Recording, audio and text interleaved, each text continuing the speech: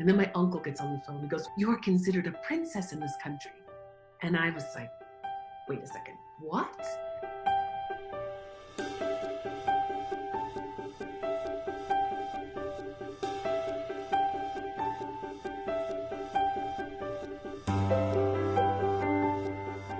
When I was first adopted, my sister's friend looked over me and she says, "Now wait a second, is she Black or does she just have a really good tan?" My sister said, "This is my new little baby sister, Sarah. She's part West African and part white American." And they were like, "Oh, okay."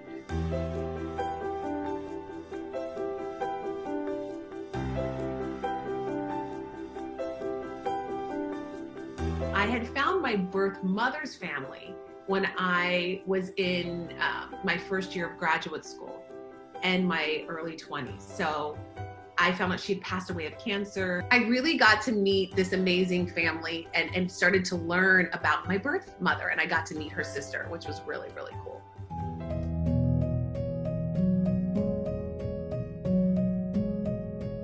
And then I realized, well, what was it like to be an African man in the 70s with a white woman in West Virginia having a child?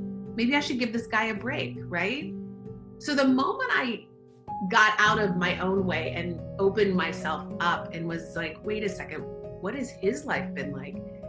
Why don't I walk in his shoes for a moment? A whole new, it's like, I don't know, this may sound crazy, but like this yellow brick road opened up, so to speak.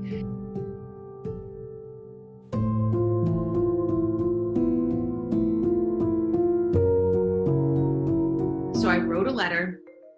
4 days later, I get a phone call. And there's this woman on the other line, and she says, "Hello, Sarah. This is your Auntie Evelyn.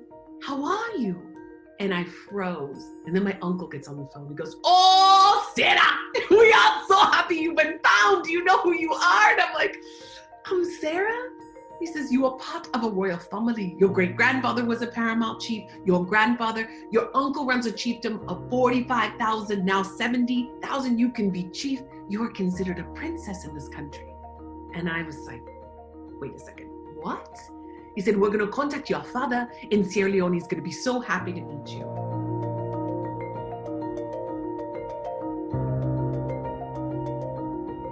I get off the airplane and I see my birth father sitting there and standing there, actually so statuesque and so nervous. And it's like his eyes were talking to me in that moment, is as if they were saying, "Please like me, please accept me, please like me." And it was so beautiful. We took a ferry over that night, stayed in a small hotel, and then there was a knock at the door the next morning from my father. And he gave me this beautiful green African dress. And he said, "Sarah, I would love for you to wear this green African dress into our family's village tomorrow." And I said, "I would love to." And as we arrive in the village, there are 100, 200, 300, hundreds of people to welcome me. And then all of a sudden, everyone parts. And all the women of the village come forward wearing the same green dress that I had been given. And they were singing. They were singing, "But a tang, tang, tang, but a tang, tang, tang, pa-da-do, ah-do, way, poora Sarah go to." They were singing, "We're preparing for Sarah." And I had never met anyone there in my entire life. I was literally pinching myself. And I hadn't won the basketball game. I wasn't the homecoming queen. I just showed up and that was enough. And it was so exciting and so special.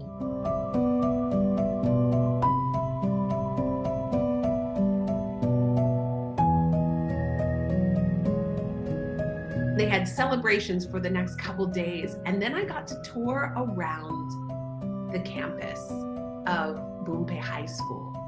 And my grandfather helped build the school years ago. And I started to see what happened after an 11-year blood diamond war.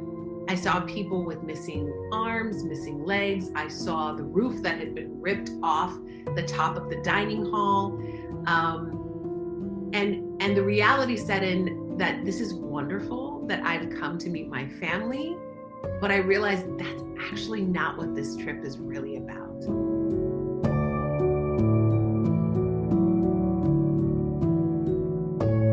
I can't go back to the United States and go, "Oh gosh, I hope you guys work this out."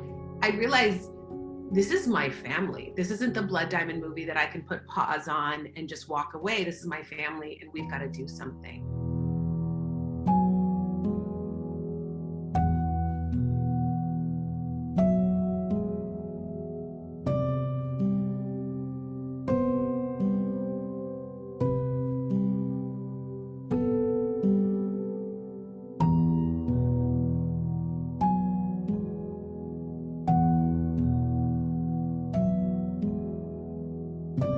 I know all this didn't happen for no reason. For people of color, and specifically African Americans, we don't often get taught, because people don't know about the continent and we don't know about our African roots. And so we're only taught about slavery, which tends to make me go, oh gosh, not another slavery movie. Even though it's an important part of our history, it's not all of it.